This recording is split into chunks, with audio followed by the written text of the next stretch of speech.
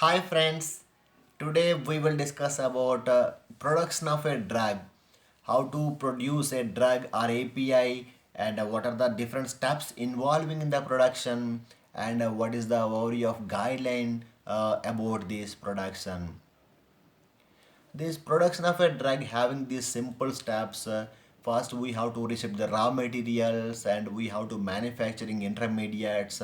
Then combination of these raw materials and intermediates, we can get a API or drug substance.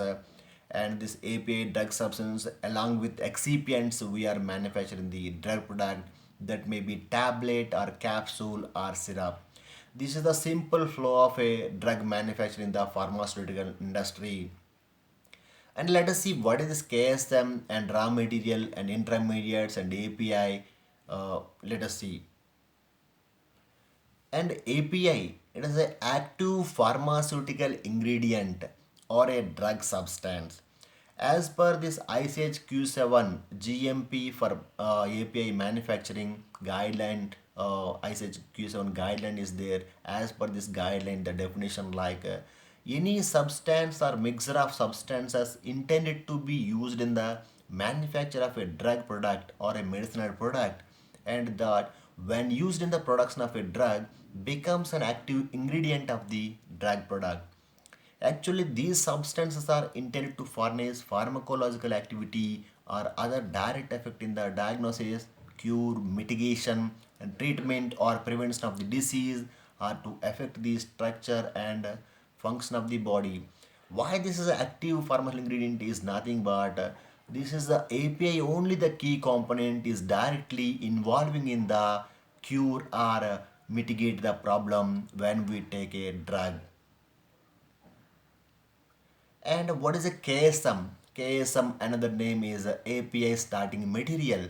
KSM is one of the raw material or a intermediate or an API. When that is used in the production of an API, it is directly it is incorporated in the significant structural fragment into the structure of the API. Is nothing but this KSM having some structure that is directly incorporated in the final molecule structure. So that is the reason it is a very key raw material for the API manufacturing. And actually this KSM are normally defined chemical properties and should be have physical and chemical properties. It should have a defined structure, and this KSM should be taken from the approved vendors only. And this quality of the API, our final drug substance quality, is directly depends on the KSM. That is the reason this KSM is very important. It should be in a controlled state of manner while manufacturing the drug substance. Let us see an example. Aspirin is one of the API. It can be manufactured by reacting the salicylic acid with acetic acid in the presence of an acid catalyst. You see salicylic acid, this is the structure of salicylic acid, and when you treat with the acetic acid in presence of acetic anhydride, then you will get a acetyl salicylic acid. This is the aspirin API. You see this salicylic acid structure is directly incorporated in the final API structure. So this salicylic acid we called as a KSM. And what is an intermediate? A material produced during steps of a processing of an API. Means before going to manufacture an API, we are manufacturing some steps. Those are the intermediates. Before going to the further purification, it become as an API. Suppose if N is the API stage, then all N minus 1 stages are called as a intermediate stages. And what is a raw material? Raw material is a general term used to denote starting materials, reagents, solvents intended for the use in the production of an intermediate or as well as API. Let us see an examples of methanol, toluene, and some of the salts, sodium chloride, sodium flakes, sodium bicarbonate. These are the examples. And a packing material, we know any material intended to protect an intermediate or API during storage or transport of the material. In primary packing material, there are two types again: primary packing material, secondary packing material. Primary packing material is nothing but the material which directly contact with the material is called primary packing material, and the packing material is not directly contact with the material is called a secondary packing material. primary packaging material always the white poly bag, sometimes black poly bag, and secondary packing material is drums or triple laminate poly bags. And let us see the workflow of an intermediate. First, we have to receive the raw material from the vendors and we have to test it for approved state. Then raw material dispensing from the warehouse and the raw material repackaging and shifted to the production area. Then you have to charge the filtered solvent into the reactor.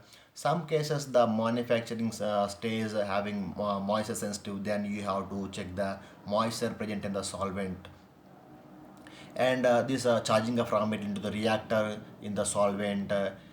Then your reaction will start. The reaction may be at a higher temperatures or in a lower negative temperatures, or sometimes cooling required for the reaction, sometimes higher temperature required for the reaction.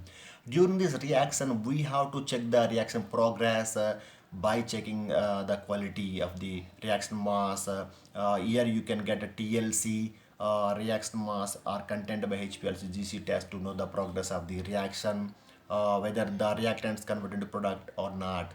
Then after your workouts will start in the reactor and pH adjustments and extracting the product with the solvents.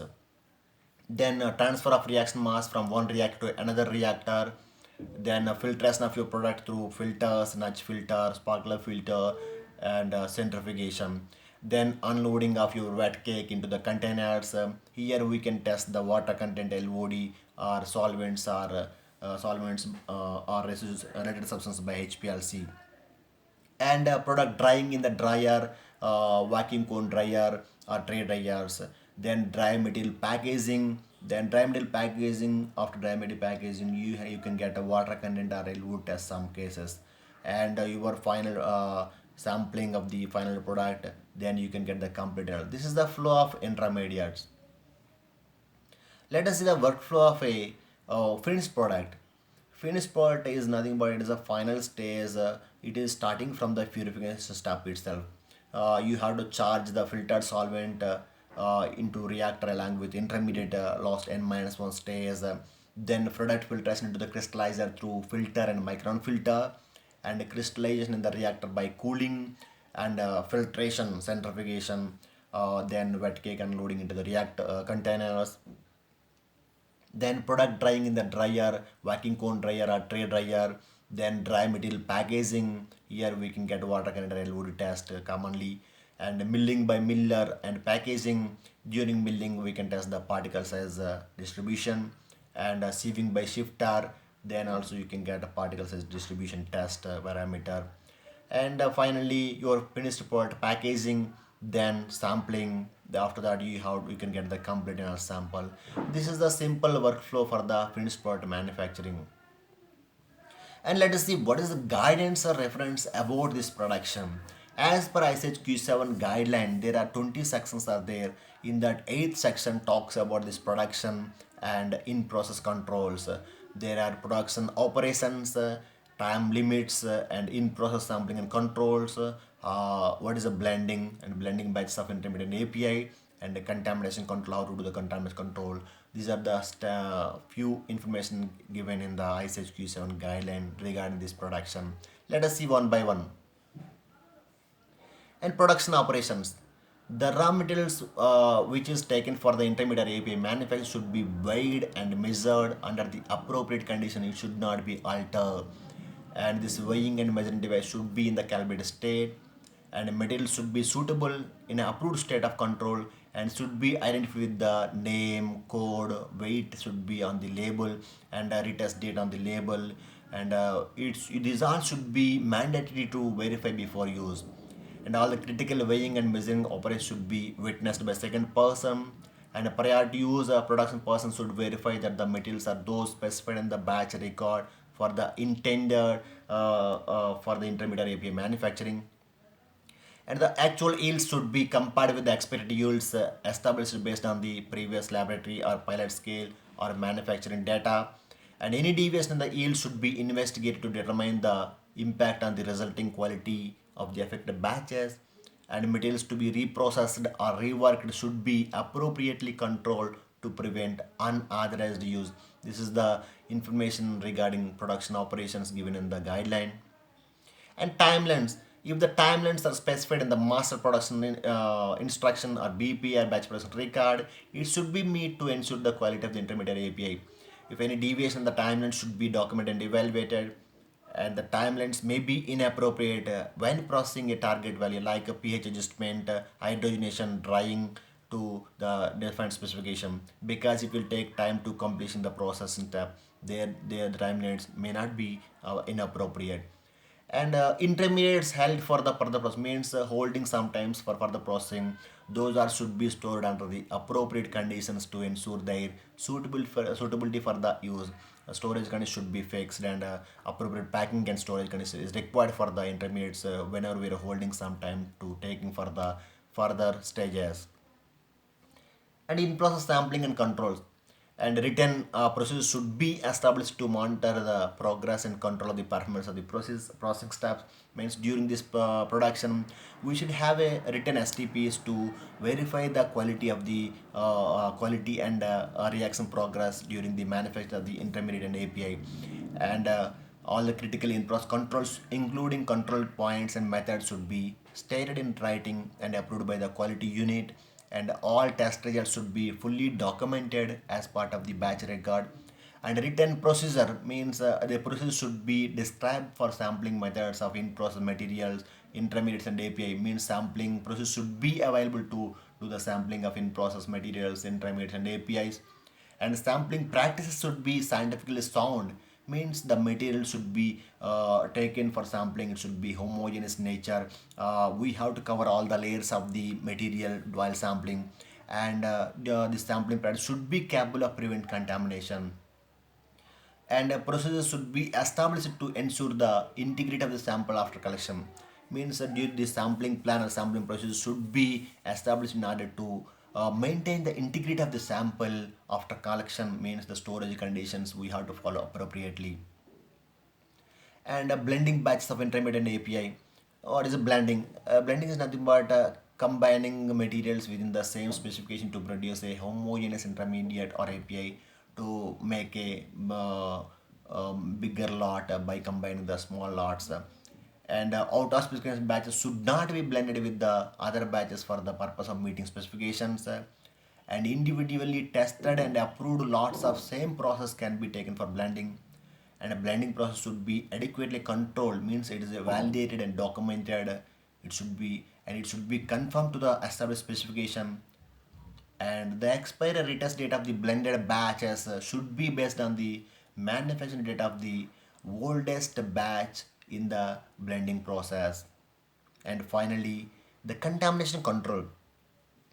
And during this manufacturing there may be a chance of residual materials, trace of material in the equipment that can be carried over into the successive batches of the same intermediate API if there is no adequate control.